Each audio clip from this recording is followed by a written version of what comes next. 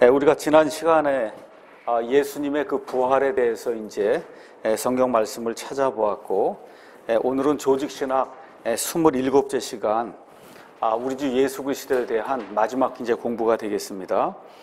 오늘 역시 그리스도의 부활의 기록부터 시작해서 예수님의 그 부활의 그 결과와 그 다음에 예수님께서 승천하시고 또 그 이후에 이제 예수님께서 이 땅에 오셔서 천년왕국 통치를 하시고 하는 그 예수님에 대한 모든 일들을 마무리 짓는 그런 시간을 갖도록 하겠습니다.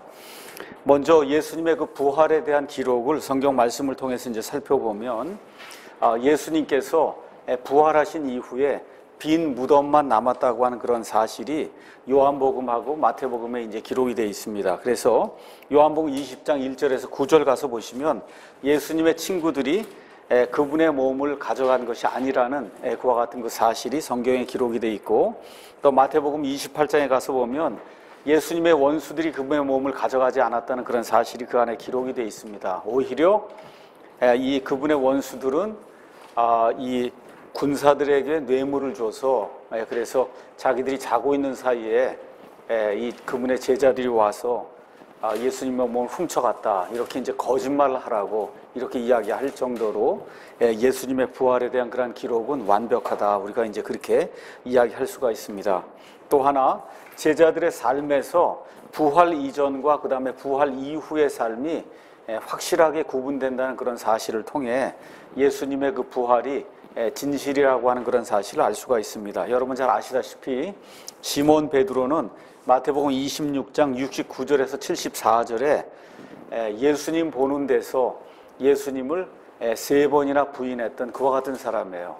근데 이 사람이 예수님의 부활을 목격한 이후에는 완전히 사람이 변화가 돼서, 그래서 담대하게 예수 그리스도의 복음을 선포하는 것을 사도행전 2장, 3장, 4장에 가서 볼 수가 있습니다. 얼마나 담대하게 이야기하느냐 하면, 한번 판단해봐라.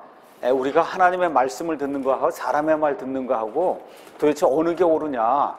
우리는 하나님의 말씀 들은 거 그거 그대로 이야기할 수밖에 없다라고 이야기하면서 자기 눈으로 보았던 예수 그리스도의 그 부활의 산 증인의 역할을 하는 것을 성경 말씀을 통해서 우리가 알 수가 있습니다. 또한 이 베드로의 동역자 사도 요한이라고 한 사람이 있는데, 누가복음 9장 54절 가서 보시면 이 사도 요한이 자기 형제 야고보와 함께 사마리아 사람들의 마을을 지나가려고 하는데, 이 사람들이 예수님과 함께 자기들을 업신여기려고 하고 친절하게 대우하지 않으려고 하니까 하늘에서 불이 내려와서 이 사람들 다 사르도록 우리가 한번 하나님께 간청할 거예요, 이렇게 하면서 사마리아 사람들을 경멸하는 그런 그 내용이 그 안에 기록이 되어 있는데, 예수님의 부활을 목격한 이후에는 이 사마리아 사람들을 불쌍히 여겨서 사도행전 8장에 가서 보시면 베드로와 함께 사마리아 사람들의 마을에 직접 가서 사마리아 사람들에게 복음을 선포하고 예수 그리스도의 부활을 증언하는 이와 같은 일을 우리가 이제 볼 수가 있습니다. 자, 그 다음에 또 어떤 것을 볼 수가 있느냐 하면, 정말 예수님이 부활한 것이 아니라 예수님의 제자들이 와서 그분의 몸을 훔쳐간 거다, 뭐 이렇게 됐다 그러면 로마 사람들하고 바리새인들하고 뭐 서기관, 율법학자, 그렇죠? 그 당시에 예수님을 미워하던 헤롯 당원들, 사두개인들 그냥 두지 않았을 거예요. 그런데 역사의 증언을 가서 보면 이들이 침묵하고 있다는 그런 사실을 우리가 알 수가 있습니다. 그래서 그분의 가장 큰 원수들, 이 사람들조차도 이게 사실이기 때문에 어떻게 이야기할 수가 없는 그런 상황이 되었다고 하는 것을 우리가 이제 성경을 통해서 알 수가 있고, 또 예수님의 부활을 통해서 중요한 사건이 이제 하나가 생기게 됐습니다. 그 전까지는 예배를 토요일 날 드렸는데, 부활 사건 이후에는 어느 날 갑자기 예배 드리는 날짜가 토요일에서 일요일로 바뀌게 됐다는 거예요. 자, 저기 얘가 이제 예를 하나 이제 들었는데, 저와 여러분이 외국에 나갔다가 인질이 됐습니다. 그래갖고 한 90일 동안 이제 그 인질들이 이끄는 그런 뭐 지하 감옥이나 뭐 이런 데 있다가 겨우 이제 풀려났어요. 풀려갖고 다시 한국에 돌아와서 예배를 드리려고 했더니 예배 날짜가 일요일에서 월요일로 바뀌었다. 그렇게 이야기하면 여러분 깜짝 놀라겠죠? 그렇지 않습니까? 지난 2000년 동안 일요일에 예배를 드렸는데 하여튼 무슨 극적인 일이 발생을 해서 일요일이 아니라 이제부터는 월요일 날 예배 드리게 됐다. 이렇게 얘기하면 예수님을 믿는 사람이라면 누구나 다 깜짝 놀랄 거예요. 근데 그와 같은 일이 유대인들에게 생겼다는 거죠. 유대인들이 과거에 1500년 동안 모세의 율법을 받았어요.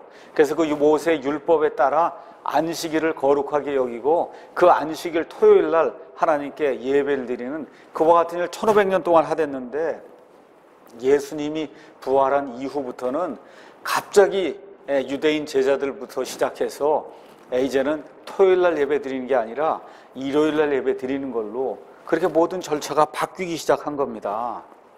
그러니까 이게 부활이라고 하는 게 얼마나 큰 의미가 있는 그런 사건이었으면 예배 드리는 날짜 1500년 동안 지키던 그 날짜를 토요일에서 일요일로 바꿨을까? 여러분과 제가 생각을 해볼 수 있는 그런 요소가 있다는 거죠. 그 다음에 이제 또 하나는 부활로 말미암아 교회라고 하는 그와 같은 기관이 이 땅에 처음으로 등장하기 시작했습니다. 교회. 그 이전엔 존재하지 않았던 교회가 이게 등장을 했는데 교회가 처음에는 유대인들 그 몇몇 안 되는 그런 사람들로 구성이 돼서 이거 별거 없는 그런 물인가 보다 하고 로마 제국이 신경을 안 쓰댔는데 한 50년이 지나기 시작하니까 로마 제국에 가장 큰 영향을 끼치는 그와 같은 기관으로 자리매김을 했다는 거예요. 그래서 그때로부터 시작해서 약 200년쯤 지나니까 전 로마 제국이 기독교를 믿는 사람들로 가득하게 되고 그래서 결국은 AD 313년에 콘스탄틴 대제가 기독교를 국가의 종교로 공식적으로 인정을 하고 그렇게 해서 이 기독교 안에 타락한 그런 그 지도자들을 이렇게 섭외를 해서 그래서 이들과 결탁을 하지 않고는 도저히 로마 제국을 치리할 수 없는 그런 지경에까지 이를 정도로 기독교의 세력이 이제 확대가 됐다는 거예요. 근데 기독교의 핵심은 뭐냐? 예수 그리스도의 십자가와 또 더불어 가장 중요한 부활이거든요. 이 부활이 없이는 어떻게 이런 일들이 가능할 수 있겠냐는 거죠. 그 다음에 우리 예수님께서 부활 후 40일 동안 이 땅에 계셨어요. 그래서 예수님께서 이 주일날 이제 부활하셔서 토요일날 밤에 부활하셔서 주일날 사람들에게 나타나시고 그때로부터 시작해서 40일 동안 이 땅에 계셨다가 그러고 나서 승천하셨어요. 승천하신 이후에 열흘이 지나서 오순절날, 오순절이라고 하는 것은 예수님 부활한 그 주일날로부터 시작해서 50일째 되는 날이에요. 그 오순절 날에 성령님이 강림하는 그와 같은 일이 생기게 됐거든요. 그래서 40일 동안 예수님이 이 땅에 계시면서 직접 자신이 부활하셨다고 하는 것을 증명해 주셨고 자신의 몸을 직접 보여주셨습니다. 그래서 부활주일이다 우리가 이야기할 수 있는 그 첫날에 우리 예수님께서 막달라 마리아에게 나타나시고 마태복음 28장에 있는 것처럼 어떤 여인들에게 나타나시고 누가복음 24장에 있는 것처럼 시몬 베드로에게 나타나시고 그 다음에 마가복음 16장 누가복음 24장에 있는 것처럼 예수님이 부활했다고 하는 그런 사실을 알지 못하고 낙심한 채 엠마오 쪽으로 향해서 가고 있던 그 2명의 제자에게 예수님이 나타나시고 또 누가복음 24장, 요한복음 20장, 마가복음 16장에 있는 것처럼 다락방에 있던 10 제자에게 부활하신 바로 그날 예수님이 자신의 모습을 드러내신 것을 성경이 우리에게 가르쳐주고 있습니다. 그리고 나머지 39일 동안에 요한복음 20장에 가서 보시면 도마와 10 제자가 있을 때 예수님이 직접 나타나시고 또 요한복음 21장에 가서 보시면 갈릴리 해변에서 고기잡이 하러 이제 다시 나가게 된 이와 같은 그 예수님의 7 제자가 있었는데 그 7 제자에게 직접 예수님이 나타나셔서 부활하신 그와 같은 몸을 보여주시고 또 물고기도 드시고 하시면서 직접 부활하셨다고 하는 그런 사실을 예수님이 이제 보여주신 그런 내용이 그 안에 기록이 되어 있습니다. 그 다음에 마태복음 28장, 마가복음 16장, 고린도전서 15장 또 6절에 가서 보시면 예수님께서 사도들과 500여 형제들에게 한 번에 보이셨는데 예수님을 봤던 그 500여 형제가 사도 바울이 고린도전서를 기록할 그 당시까지 그 중에 많은 사람이 살아있다. 성경이 그렇게 기록을 하고 있습니다. 또 고린도전서 15장 7절에 가서 보시면 예수님의 형제 야고보에게도 예수님께서 나타나셨다고 이제 성경이 기록하고 있고, 그 다음에 예수님께서 승천하실 때 올리브산에서 11 제자에게 예수님 자신이 모습을 드러내신 그런 내용이 누가복음 24장, 사도행전 1장에 이제 기록이 되어 있습니다. 그리고 맨 마지막으로는 사도 바울이 고린도전서 15장에서 자기에게도 부활하신 예수님이 직접 나타나셨다, 이렇게 이제 기록을 하고 있습니다. 그래서 예수님의 그 부활의 그 기록은 이게 완벽하게 이게 딱 들어맞아서 어느 누구도 부인할 수 없는 그와 같은 사실이다. 저와 여러분이 그 내용을 이제 이해할 수가 있습니다. 자, 그러면 예수 그리스도의 부활의 결과 어떤 일들이 이제 생기게 되느냐? 첫째, 성도들과 관련해서는 예수님의 부활이 우리의 칭의의 보증이 된다. 로마서 10장 9절 10절 가서 보니까 우리가 주 예수님을 입으로 시인하고 또 하나님 아버지께서 그분을 죽은 자들로부터 일으켜 세우신 것을 너희가 믿으면, 그렇죠? 그 이야기가 나오면서 그거 믿는 것 자체가 우리의 칭의의 근거가 된다고 성경이 우리에게 이야기를 하고 있습니다. 또한 에베소서 1장 18절에서 에베소서 2장 10절까지 있는 그런 말씀들을 가서 보시면 특별히 1장 20절 21절 그 다음에 2장 5절 6절 가서 보시면 예수님의 부활이 현재 우리의 권능과 우리가 가지고 있는 그런 힘의 보증이 된다고 성경이 우리가 이야기를 하고 있고, 그 다음에 고린도전서 15장 58절에 있는 말씀, 거기 가서 보니까 사도 바울의 이 부활장 끝부분에 나와 있는 권면의 말씀이 거기 기록되어 있습니다. 사도 바울이 고린도전서 15장에서 자그만치 58절을 할애해서 예수님의 그 부활과 성도들의 부활에 대해서 다 설명을 한 이후에 맨 마지막 절에서 그러므로 내 사랑하는 형제들아, 예수님이 부활했고 또 예수님으로 인해서 너희가 부활할 것이므로 너희는 굳게 서서 흔들리지 말고 항상 주의 일을 넘치게 하라. 너희 수고가 주 안에서 헛되지 않은 줄 너희가 아느니라. 그래서 수고로 인해서 우리의 그 수고가 반드시 열매를 맺는다는 것을 예수님의 부활이 보증을 해준다. 성경이 그렇게 이야기를 해주고 있고, 또한 고린도전서 15장 23절 가서 보니까 예수 그리스도의 부활은 부활의 첫 열매라 그랬어요. 그래서 부활의 첫 열매라고 하는 것은 첫 열매 이후에 수확이라고 하는 그와 같은 엄청나게 많은 그와 같은 그 부활이 있을 것을 예고해 주기 때문에 우리가 부활한다는 것을 보증해 주는 것이 바로 예수님의 부활이다. 그래서 예수 그리스도의 부활로 말미암아 우리 성도들이 고린도전서 15장 42절에 있는 것처럼 썩지 아니함을 입고, 그 다음에 43절에 있는 것처럼 영광을 입고, 또 43절에 있는 것처럼 권능을 받는다고 성경이 우리에게 이야기를 하고 있고, 그 다음에 고린도전서 15장 44절에 있는 것처럼 예수님의 부활을 통해서 저와 여러분이 영에 속한 그런 몸을 받는다고 성경이 이야기를 하고 있습니다. 그래서 지금 이 세상에서는 저와 여러분이 이 세상에 적합한 그와 같은 몸을 받아요. 그 몸을 내추럴 바디, 그래서 본성에 속한 몸이다, 그렇게 이야기를 했어요. 근데 사도 바울이 고린도전서 15장 50절에 이야기하는 것처럼 형제들아 이제 내가 이것을 말하노니 살과 피는 이 본성에 속한 몸, 여기에 속한 이 살과 피는 하나님의 왕국을 상속받을 수 없으며 또한 썩는 것은 썩지 않는 것을 상속받지 못하느니라. 저와 여러분이 썩지 않는 하나님의 왕국을 상속받으려면 반드시 그 하나님의 왕국에 합당한 그와 같은 몸을 받아야 되는데, 그 몸은 본성에 속한 이 몸이 아니라 어떤 몸이라고요? 영에 속한 몸, 영적인 몸. 그래서 하나님의 왕국을 상속받아서 하나님의 본성에 참여하고 예수 그리스도와 함께하는 공동 상속자가 될 수 있는 그와 같은 몸, 그 몸을 하나님께서 우리에게 주시는데, 그 주시는 것에 대한 보증이 바로 예수 그리스도의 부활이다. 성경이 이제 그렇게 이야기를 하고 있습니다. 그래서 이 예수님의 그 부활은 예수님 자신과 관련해서 볼 때 첫째로 이 부활은 예수님의 신성을 표시해 준 거예요. 예수님이 부활하지 않았다고 하면 그럼 예수님이 많은 기적들을 행하시고 여러 가지 선한 일을 행하셨다고 해도 예수님이 하나님이라고 하는 그런 사실을 직접적으로 보여줄 수 있는 그런 증거가 우리에게 없습니다.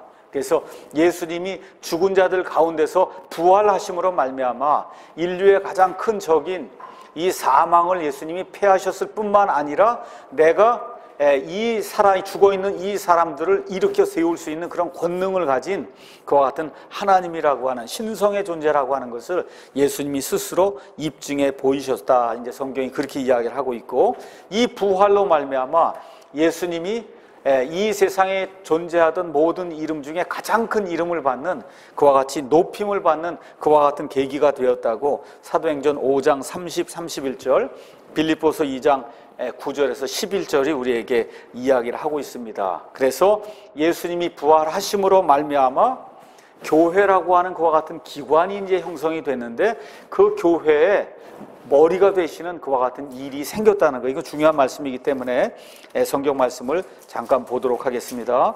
에베소서 1장 19에서 23절 가서 보니까, 그분의 강력한 권능의 활동에 따라 믿는 우리에게 베푸신 바 그분의 지극히 큰 권능이 어떤 것인지 너희가 알게 하시기를 구하노라. 그분께서, 하나님께서 그리스도를 죽은 자들로부터 살리시고 하늘의 처소들에서 자신의 오른편에 그분을 앉히실 때 그 권능을 그분 안에서 발휘하사, 그리고 어떻게 했다는 거예요? 그분을 모든 정사와 권능과 강력과 통치와 이 세상뿐만 아니라 오는 세상에서 불리는 모든 이름보다 훨씬 위에 두셨고, 또 모든 것을 그분의 발 아래 두셨으며 그분을 모든 것 위에 머리가 되게 하사 교회를 위해 주셨느니라. 교회는 그분의 몸이니 곧 모든 것 안에서 모든 것을 충만하게 하신 분의 충만합니다. 이렇게 이야기하면서 교회의 머리가 되는 그런 사건이 예수 그리스도의 부활을 통해서 가능하게 됐다. 성경이 그렇게 이야기를 해주고 있습니다. 자, 그러면 죄인들과 관련해서는 예수님의 부활이 어떤 것을 뜻하느냐? 사도행전 17장 31절에 가서 보니까 사도 바울이 아테네에서 말씀을 선포하면서 이렇게 이야기하세요.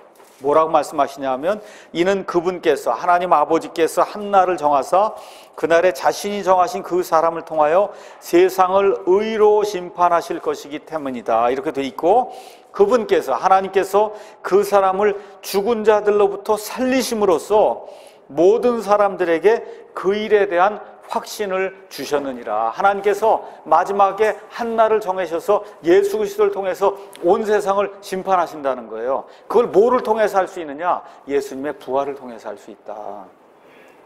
성경이 그렇게 이야기하는 겁니다. 또 마귀와 관련해서는 예수님의 부활을 통해서 마귀가 되돌이킬 수 없는 그런 운명에 이제 처하게 됐다. 성경이 이제 그렇게 이야기하는 겁니다.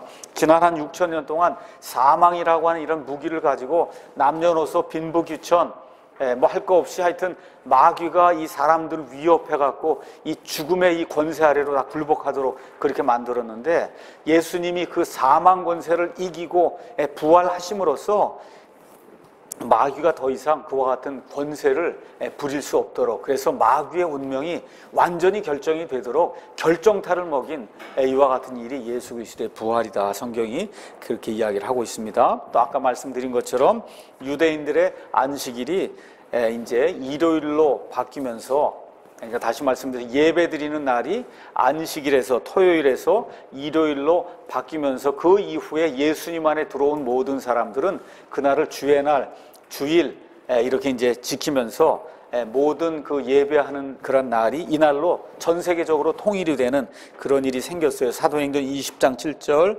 고린도전서 16장 2절 이런 데 가서 보시면 이런 내용을 우리가 성경을 통해서 볼 수가 있습니다. 자, 그러면 부활이 의미하는 것, 이거를 무엇을 통해서 가장 잘 보여줄 수 있느냐? 이거는 침례를 통해서 이와 같은 일들을 잘 보여줄 수 있다는 겁니다. 그래서 로마서 6장 4절 5절 가서 보니까 이렇게 기록이 되어 있어요. 그러므로 우리가 죽음 안으로 침례를 받아 그분과 함께 묻혔나니. 그래서 저와 여러분이 침례를 받게 될 때 제일 중요한 건 성령 침례를 받는 거예요. 성령 침례를 받아서 구원을 받은 그 이후에는 내가 구원받은 사람입니다. 구원받은 사람의 특징이 뭐냐? 예수님과 함께 죽었다가 묻혔다가 다시 일어나는 거거든요. 이거를 하나님의 천사들과 마귀와 마귀의 천사들과 세상의 모든 사람들에게 증언하기 위해서 내가 물속에서 침례를 받아요. 그렇게 해서 예수님과 동일하게 내가 죽었다가 묻혔다가 예수님과 동일하게 다시 부활하는 그 일이 그림을 통해서, 침례라고 하는 시청각적인 그런 그림을 통해서 모든 사람에게 표출이 된다는 겁니다. 그래서 예수 그리스도 안으로 침례를 받은 우리가 다 그분의 죽음 안으로 침례를 받은 줄을 너희가 알지 못하느냐. 그러므로 우리가 죽음 안으로 침례를 받아 그분과 함께 묻혔나니 이것은 그리스도께서 아버지의 영광을 힘입어 죽은 자들로부터 일으켜진 것 같이 우리도 생명의 새로움 속에서 걷게 하려 함이라. 만일 우리가 그분의 죽음과 같은 모양으로 함께 심겼으면 또한 그분의 부활과 같은 모양으로 되리라. 이렇게 이제 이야기하면서 예수님의 부활을 가장 잘 나타내주는 그와 같은 표시는 이 물속에 들어가서 죽었다가 묻혔다가 물속에서 다시 나오는 이 침례를 통해서 가장 명확하게 그 다음에 명백하게 표시가 될 수 있다. 우리가 이제 그렇게 이야기를 할 수가 있습니다. 자, 이번에는 이제 예수님 이제 부활하신 이후에 얼마 동안 계셨어요? 40일 동안 이 땅에 계셨습니다. 40일이 끝난 이후에 사도행전에 가서 보니까 사도행전 1장에 예수님이 어디에서 승천하세요? 올리브산에서 승천하십니다. 그렇죠? 그래서 이 예수님의 그 승천에 대해서도 다윗이 시편 68편 18절 말씀을 이제 기록하면서 예수님의 승천에 대해 이야기했는데 이 말씀을 사도 바울이 에베소서 4장 7절에서 10절에서 그대로 인용을 하고 있습니다. 그래서 땅의 맨 아래, 더 아래에 있는 그 아래 부분들로 내려가셨다가 다시 일어나셔서 그 위에 승천하시면서 어떻게 했다 그래요? 교회에 많은 선물들을 줬다 그랬어요. 그 선물들 가운데 목사도 있고 교사도 있고, 그렇죠? 그러니까 잘 들으셔야 됩니다. 목사나 교사에게 라는 그런 은사, 선물을 주신 것이 아니라 교회에게, 교회가 성장할 수 있도록 복음 전도자도 주고 목사도 주고 교사도 주고 다 뭘로? 선물로 주셨다. 성경이 그렇게 이야기하면서 예수님의 그 승천에 대해서는 이미 구약 시대에 다윗에 의해서 예언이 돼 있고, 또 예수님 자신이 요한복음 6장 62절, 16장 28절, 20장 17절 등에서 스스로 예수님께서 이 땅에 계시는 동안 많은 예언을 하셨습니다. 그래서 제자들과 이 땅에 사시다가 분리되는 것과 같은 모습이 마가복음 16장 19절, 사도행전 1장 9절에 이제 기록이 돼 있고, 그 장소는 사도행전 1장 12절에 있는 것처럼 올리브산이다. 올리브산 바로 그냥 예루살렘 바로 옆에 있는 게 올리브산입니다. 그래서 여러분이 스가랴서 14장 4절 가서 보시면 구약시대의 주 여호와 하나님께서 맨 마지막에 이 땅에 강림하실 때 어디에 강림하세요? 그분의 발이 어디에 닿아요? 올리브산에 닿는다. 그래서 구약시대에 있는 그 여호와 하나님이 바로 신약시대에 올리브산에서 승천하셨던 바로 그 예수님, 그래서 그 예수님이 나중에 이 올리브산에 강림하신다고 하는 그런 사실이 성경에 이제 기록이 되어 있습니다. 자, 그러면 예수님이 지금 어디 계세요? 어디 셋째 하늘에 계세요. 맞습니까? 우리가 천국이라고 얘기해도 되고 하늘나라라고 얘기해도 되고 좀 더 정확하게 얘기하면 셋째 하늘이다. 이제 그렇게 이야기할 수 있습니다. 자, 예수님이 그러면 그 셋째 하늘에서는 무슨 일을 하고 계시는가? 예수님, 첫째, 예수님은 어디 계시느냐? 마가복음 16장 19절, 히브리서 8장 1절 이런 데 가서 보니까 예수님은 현재 하나님의 왕좌 오른편에 있다고 성경이 이야기를 하고 있습니다. 사도행전 7장 55절 56절 가서 보니까 스데반이 하나님께 기도하는 가운데 눈을 들어가서 보니까 예수님이 하나님의 왕좌 오른편에 있는 거, 근데 그때 서 계세요? 앉아 계세요? 서 계신 걸 봤어요. 아직 일이 끝나지 않아서 서 계세요. 이것이 끝난 이후에 예수님이 앉으십니다. 그래서 이 스데반도 이 장소를 봤다고 성경이 기록을 하고 있습니다. 자, 그러면 우리 예수님이 그러면 현재 거기서 어떤 일을 하고 계시느냐? 히브리서 6장 19절 20절 가서 보니까 예수님이 거기로 먼저 달려가신 분이다. 그렇게 이제 성경이 기록을 하고 있습니다. 6장 19절 20절 가서 보니까 우리에게 있는 이 소망은 혼의 닷과 같아서 확실하고 굳건하여 휘장 안에 있는 것 속으로 들어가나니, 휘장 여기 있는 건 하늘에 있는 휘장을 이야기하는 거거든요. 앞서 달려가신 분, 그분이 예수님이에요. 곧 예수님께서 멜기세덱의 계통에 따라 영원토록 대제사장이 되사 우리를 위해 거기로 이미 들어가셨느니라. 그러니까 예수님이 거기에 먼저 들어가셔서 그러니까 쉽게 얘기하면 선구자가 됐다는 거예요. 선구자가 되셨다.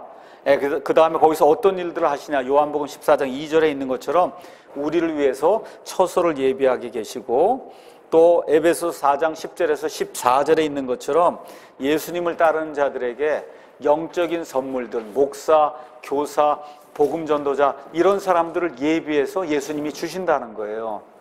요새 보면 뭐 여러 곳에서 목사가 필요하다 해서 목사를 좀 소개해달라고 그렇게 그냥 연락 오는 사람이 굉장히 많습니다. 근데 제가 무슨 목사 제조기가 아니잖아요. 제가 어떻게 목사를 막 제조해서 여기 가주시오 저기 가주시오 뿌릴 수가 없잖아요. 그렇죠?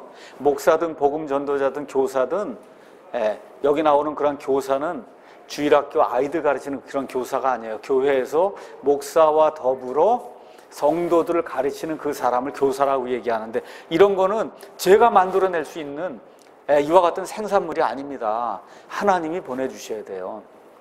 근데 지금 우리 예수님께서 저와 여러분의 간구를 들으시고 또 하나님의 목적에 따라 곳곳에 필요한 대로 하나님의 사역자들, 교회에 필요한 그런 선물들을 마련하시고 그들을 보내신다고 성경이 우리에게 이야기를 하고 있습니다. 그 다음에 또 우리 예수님은 하나님의 왕좌 오른편에서 대제사장으로서 기도를 드리고 계세요. 그래서 로마서 8장 34절에 있는 것처럼 우리를 위해서 중보하고 계신다, 성경이 그렇게 이야기하고 있고, 또한 중보자로서 우리 예수님이 이제 기도를 하시는데, 첫째는 성도들의 연약함으로 인해서 누가복음 22장 31절 32절 가서 보시면 참 귀한 말씀이 그 안에 기록이 되어 있습니다. 우리 예수님이 지금 이제 본인이 십자가에 지금 달려서 죽기 바로 일보 직전인데, 그 우리 예수님이 그 상황 속에서도 이 제자들의 연약함을 두고 기도했다고 하는 그런 말씀이 그 안에 기록이 되어 있습니다. 22장 31절에서 32절 가서 보니까, 또 주께서 이르시되 시몬아 시몬아 보라, 사탄이 너희를 밀가부르듯 하려고 너희를 갖기 원하였으나 내가 너를 위하여 내 믿음이 쇠하지 않도록 기도하였은즉 너는 돌이킨 뒤에 내 형제들을 강하게 하라 하시니라. 이렇게 이제 기록이 되어 있거든요. 지금 본인이 죽기 바로 일보 직전인데도 불구하고 자신이 살아가던 그 제자들의 안녕과 복지를 위해서 하나님께 간구했다 그랬거든요. 그래서 저와 여러분의 연약함을 이 예수님께서 지금 중보 기도를 통해서 도와주신다고 성경이 이야기하고 있고, 그래서 중보자로서 기도하시고 또 하나는 변호자로서 기도하세요. 그건 무슨 얘기예요? 우리가 지금도 죄를 짓잖아요. 맞습니까? 우리가 짓고 있는 그런 그 죄들, 여기에 대해서 성도들의 죄들로 인해서 변호자로서 우리 예수님께서 꾸준히 기도하신다고 요한일서 1장 9절, 그 다음에 요한일서 2장 1절이 우리에게 이야기를 하고 있습니다. 요한일서 말씀 제가 잠깐 읽겠습니다. 만일 우리가 우리의 죄들을 자백하면 그분께서는 신실하시고 의로우사 우리의 죄들을 용서하시며 모든 불의에서 우리를 깨끗하게 하시느니라. 여기 나와 있는 거는 구원받기 위한, 단번 속죄받기 위한 죄가 아니에요. 죄들로 기록이 돼 있어요. 이건 뭘 얘기하는 거냐? 앞뒤 문맥상 성화의 개념의 죄들을 이야기하는 겁니다. 구원받은 이후에도 우리가 계속해서 죄들을 짓는데 그 죄들을 주님 앞에 자백을 해야 된다. 1절에 2장 1절, 나의 어린 자녀들아 내가 이것들을 너에게 쓰는 것은 너희가 죄를 짓지 아니하게 하려 함이라. 만일 누가 죄를 지어도, 구원받은 이후에 죄를 지어도 우리에게 아버지와 함께 계신 변호자가 계시니 곧 의로우신 분 예수 그리스도시라. 그래서 그 예수님께서 지금 이 시간에도 이 하나님 아버지 앞에서 변호자로서 기도해 주신다고 성경이 이야기를 하고 있습니다. 그 다음에 예수님께서 또 어떤 일들을 이제 하시느냐? 승천하셔서 올라가신 이후에 아버지께서 약속하신 것을 보내주셨어요. 아버지께서 약속하신 것, 예루살렘을 떠나지 말고 아버지의 약속하신 것을 기다리라고 말씀했죠. 맞습니까? 그래서 제자들이 50일 동안 예루살렘을 떠나지 않고 거기서 예수님과 함께 40일 있었고, 예수님이 승천한 이후에도 열흘 동안 지금 예루살렘에 머물러 있었어요. 열흘이 딱 지나니까 오순절 날에 아버지께서 약속하신 거, 우리 주 예수님이 약속하신 그 약속이 그 예루살렘에 임하게 돼. 그게 뭐예요? 성령님의 강림이다 그 얘기죠. 그 일을 우리 예수님이 하신다. 그래서 예수님께서 이 땅에 계시는 동안 내가 아버지께 간구해서 또 다른 위로자를 너에게 보내주시게 그렇게 하겠다. 그 또 다른 위로자가 바로 누구예요? 성령님이시거든요. 그 일을 우리 예수님께서 하늘나라에서 이제 하셨다. 또 계시록 1장 1절 10절 1장 10절에서부터 3장 22절 가서 보시면 7교회에 보낸 이와 같은 그 서신의 내용이 그 안에 기록이 되어 있습니다. 가서 보니까 이 세상에 존재하는 모든 교회들을 대표하는 그 7교회, 여러 형태, 여러 모양의 여러 가지 어려움을 가지고 있는 이 세상에 존재하는 그런 모든 교회를 예수님께서 모두 다 돌보고 계신다고 하는 그런 사실을 성경이 우리에게 이야기를 하고 있고, 그 다음에 요한복음 14장 12절 가서 보니까 성도들이 하고자 하는 일, 행하고자 하는 그런 일들을 성도들이 행할 수 있도록 그렇게 만들어 주시는 분도 예수님이시다. 그 다음에 맨 마지막으로 히브리서 10장 12에서 13절 이 말씀은 성경에 많이 나오는 거죠. 그분의 원수들이 이 하나님의 발받침이 돼서 발받침이 될 때까지 하나님의 왕좌 오른편에서 앉아서 기다리신다. 그 우리말로는 발받침 그랬는데 개역성경엔 발등상으로 돼 있어요. 발등상이 될 때까지. 맞죠? 발등상. 발받침 뭐냐?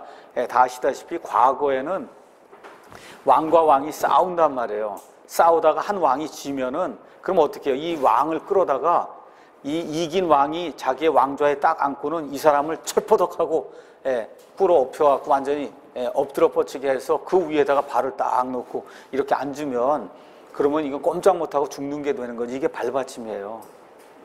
아시겠죠? 그러니까 자기 원수들을 자기의 발받침으로 만들 때까지 하나님의 왕좌 오른편에서 앉아 기다리신다는 겁니다. 기다리신다. 지금 그런 얘기를 지금 성경이 이야기하고 있습니다. 자, 이렇게 해서 예수님의 그 하늘나라의 사역이 다 끝나면 이제 예수님이 어떻게 하셔야 돼요?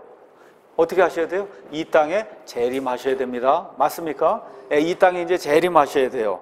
그래서 예수님의 그 재림은 그 다음 장 그림을 가서 보시면 재림은 7년간에 걸쳐서 이루어지는 그런 사건이에요. 예수님의 초림은 33년 반 동안에 이루어진 게 예수님의 초림입니다. 그래서 예수님의 초림도 첫 부분 예수님 오실 때는 아무도 모르게 비밀리에 오시고 맨 마지막에는 어때요? 모든 사람에게 공개적으로 드러나시거든요. 예수님의 재림도 7년간에 걸쳐 이루어지는데 첫 단계는 사람들 거의 보지 못해요. 보지 못하고 자신의 백성, 자신의 신부를 데려가기 위해서 그래서 공중에까지 예수님께서 내려오시는 공중 강림이라고 하는 그와 같은 단계가 있습니다. 그래서 재림의 두 단계는 휴거와 강림이다. 그 다음 구절이 이제 이야기를 하고 있습니다. 그래서 십자가 사건 이후에 50일이 지나서 오순절 날에 성령 강림이 이루어져서 성령 강림 이후부터 드디어 뭐가 이 땅에 존재하게 돼요? 교회가 존재해요. 그래서 교회가 쭉 존재하는데 교회는 예수 그리스도의 뭐라 그랬어요? 몸이요? 또 뭐예요? 예수 그리스도의 신부라고 이야기했어요. 맞습니까? 자, 그럼 여러분 예수님이 혼인 잔치해야 되는 거 맞습니까? 계시록 19장에 가서 보시면 예수님이 혼인 잔치를 하려면 신부가 있어야 혼인 잔치를 할 거 아니에요. 맞습니까? 그래서 이 오순절 사건 이후로 계속해서 이 예수님의 신부가 되는 사람들이 예수님의 몸에 더해지고 더해지다가 맨 마지막에는 완전히 더해지는 그 순간이 있겠죠. 더 이상 들어올 수 없는 이 순간이 이제 생기게 되면 무슨 일이 생겨요? 예수님의 몸이 완전히 차게 돼서 다시 말씀드려서 예수님이 이제는 신부를 데려다가 이제 그 신부와 더불어 혼인잔치를 해야 될 그런 때가 있다는 겁니다. 그렇죠? 그러니까 그 일을 하려니까 어떻게 해야 돼요? 그 신부를 데리고 가야 된단 말이에요. 그렇지 않습니까? 근데 그 신부에는 두 종류가 있어요. 하나는 기다리다가 죽은 사람이 있어요. 예수님 안에서 죽은 사람. 맞죠? 그래서 예수님 안에서 죽어서 지금 몸이 묻혀있는 뭐 사도 바울이니 베드로니 뭐 이런 사람 지금 무덤에 지금 몸이 썩어서 거의 아무것도 안 남은 이런 사람들이 있고, 또 하나는 예수님께서 공중에 강림하실 때 살아서 남아있는 사람이 있단 말입니다. 그래서 데살로니가전서 4장에 가서 보니까 주께서 호령과 천사장의 음성과 하나님의 나팔 소리와 함께 친히 강림하실 때 그리스도 안에서 죽은 자들이 먼저 부활해. 여기 몸이 있는데 예수님이 그들을 데리고 오거든요.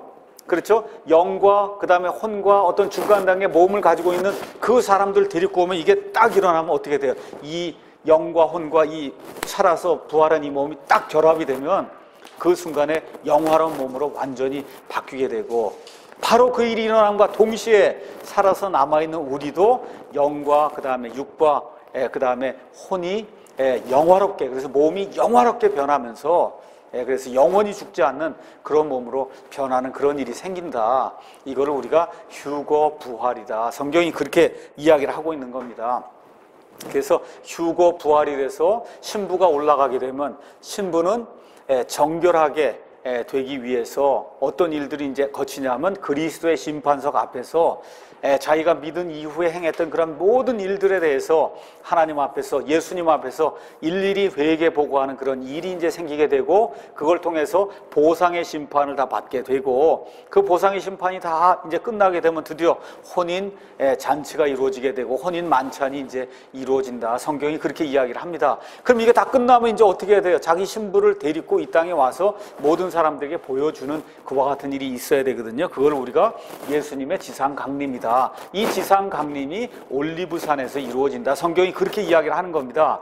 그래서 저 하늘에서는 저 7년 동안 이 그리스도의 심판석에서의 그 심판과 보상과 그 다음에 혼인 잔치와 혼인 만찬 같은 이와 같은 일들이 그 안에서 이루어지고, 이 땅에서는 천년 왕국에 들어갈 자들, 이 자들을 출현하기 위한 이와 같은 심판이 대환란의 그와 같은 그 심판을 통해서 이 땅에 이제 이루어지게 되는 겁니다. 그래서 이 7년 환란기를 끝까지 통과한 그런 사람들이 두 부류가 있어요. 하나는 불신자가 있고 하나는 신자가 있어요. 그 신자 중에는 어떤 사람이 있어요. 유대인이 있고 믿지 않는 그런 유대인도 있을 수 있고, 그렇죠? 이방인들 가운데도 믿는 사람이 있고 믿지 않는 사람도 있고, 그래서 이 사람들을 심판하는 그와 같은 일이 예수님 올리브산에서 강림하신 이후에 거기 예루살렘에 왕좌를 피고 모든 이방 민족들을 데려다가 양민족과 그 다음에 이 염소 민족으로 갈라서 염소 민족에 속한 자들은 다 영영이 불타는 지옥 불못으로, 불속으로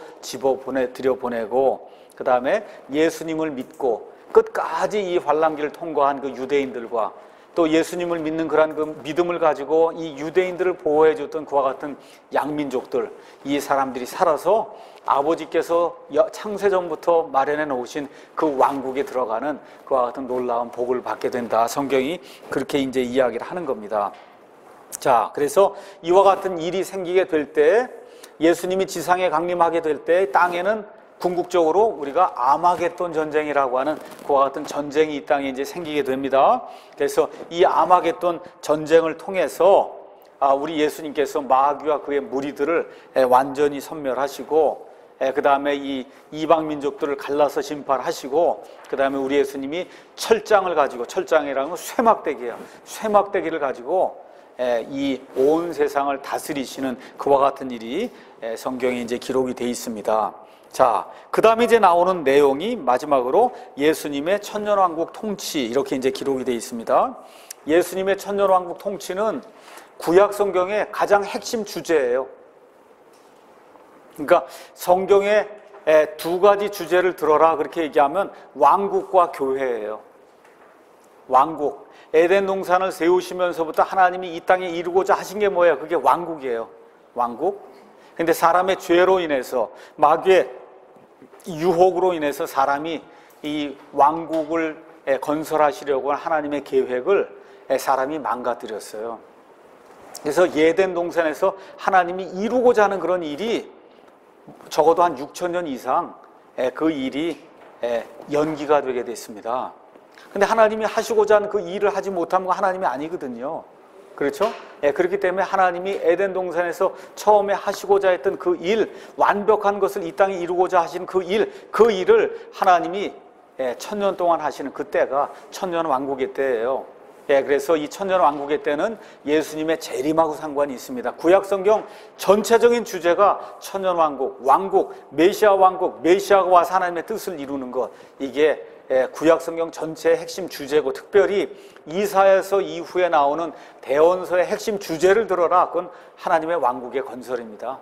하늘의 왕국의 건설이에요. 그래서 예수님께서 이 땅에 오실 때, 또 침례자 요한이 예수님이 오시는 것을 앞으로 내다보면서 뭐라 그래요? 회개하라, 하늘의 왕국이 가까이 왔느니라.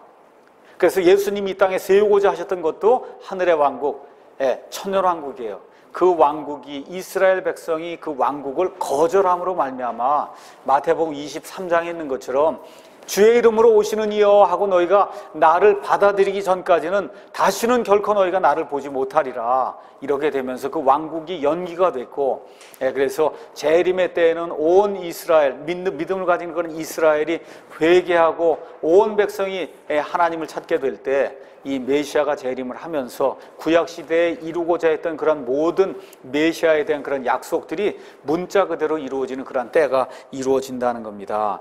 그래서 예수 그리스도의 천년왕국 통치는 구약시대에 여러 사람들이 예언했어요. 다윗과 시편 기자들이 이 천년왕국 통치를 예언했고, 이사야서 9장, 24장, 32장, 52장, 그 다음에 이사야서 65장, 이사야서 66장 다 천년왕국 통치에 대한 그런 내용입니다.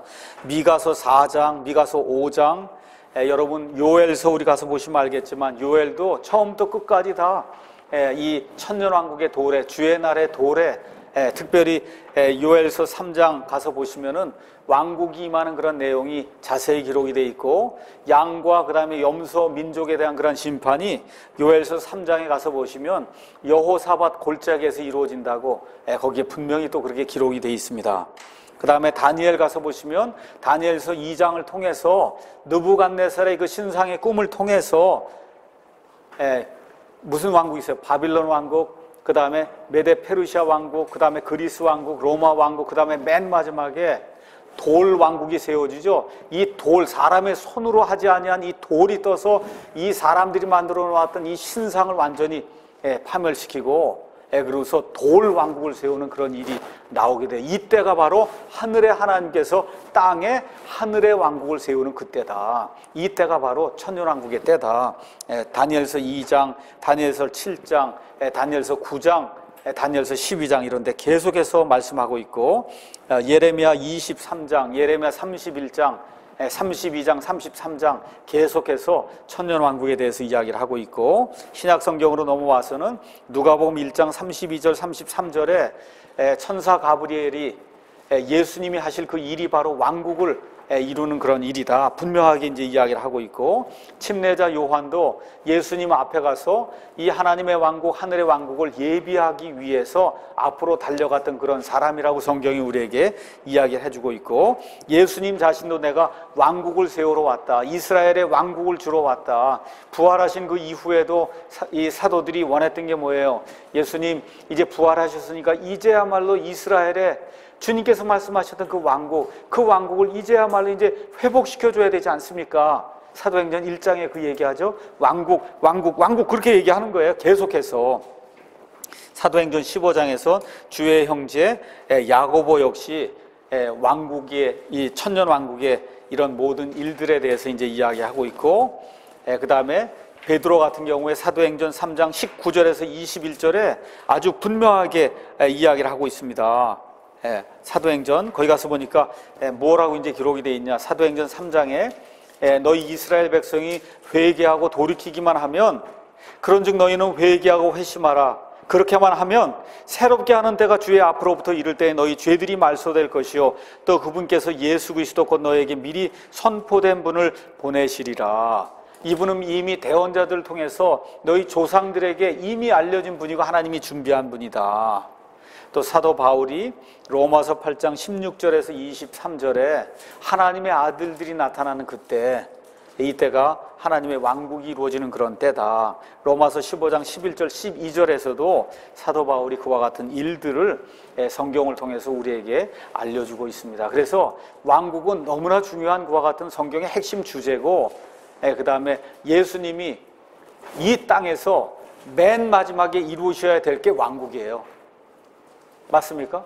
그래서 그 왕국이 완전히 이루어진 이후에 어떻게 돼? 새하늘과 새 땅이 이루어지는 거거든요. 그러니까 이 땅, 지금 저와 여러분이 이렇게 밟고 서 있는 이 땅에서 우리 예수님이 맨 마지막에 이루실 일이 바로 메시아 왕국을 건설하는 거다. 이것이 1000년 동안 건설이 돼서 하나님이 처음에 에덴 동산에서 하시고자 한 그런 모든 일이 완전히 완수가 되면, 그러면 이 땅에 대한 하나님의 프로그램이 끝이 나는 거예요. 맞습니까?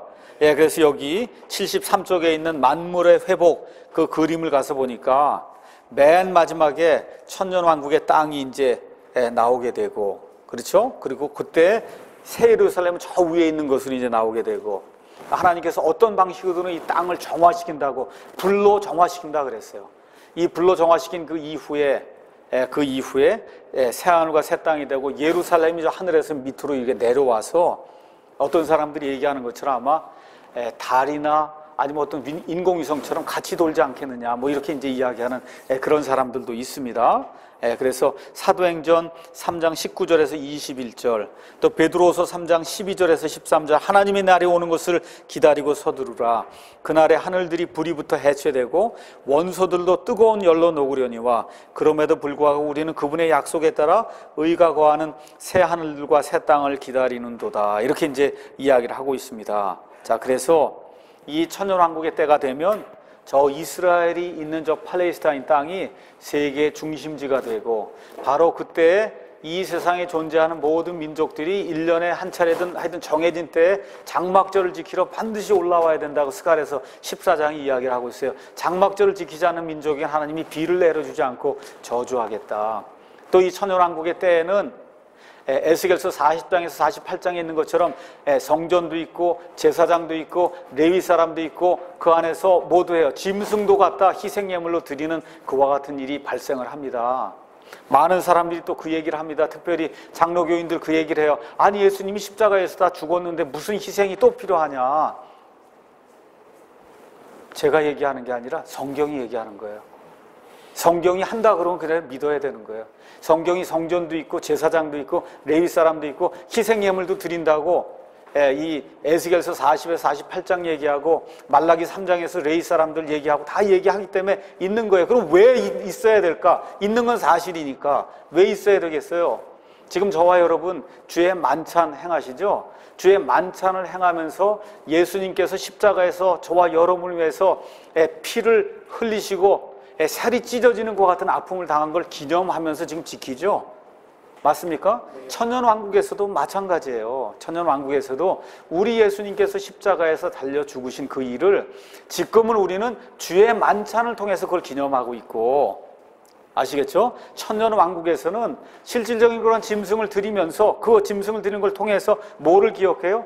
예수님께서 십자가에서 우리 민족들을 위해서, 온 세상 사람들을 위해서 죽었구나 하는 그런 사실을 기념하기 위해서 드리는 거지, 그걸로 인해서 죄의 속죄를 받는 게 아니다. 여러분 이해하시겠습니까? 그래서 신구약 모든 사람들이 구원받는 근거는 십자가에서 흘려주신 예수 그리스도의 피예요. 짐승의 피로 구원받는 사람 아무도 없습니다. 짐승의 피로 속죄받는 사람 아무도 없어요. 그 모든 것이 구약 시대에는 예표로 드려진 거고, 천년왕국의 시대에는 기념으로 드려지는 거다. 이렇게 성경 그대로 저와 여러분이 믿으면 될 것 같습니다. 이 시간 여기까지 하도록 하겠습니다. 고맙습니다.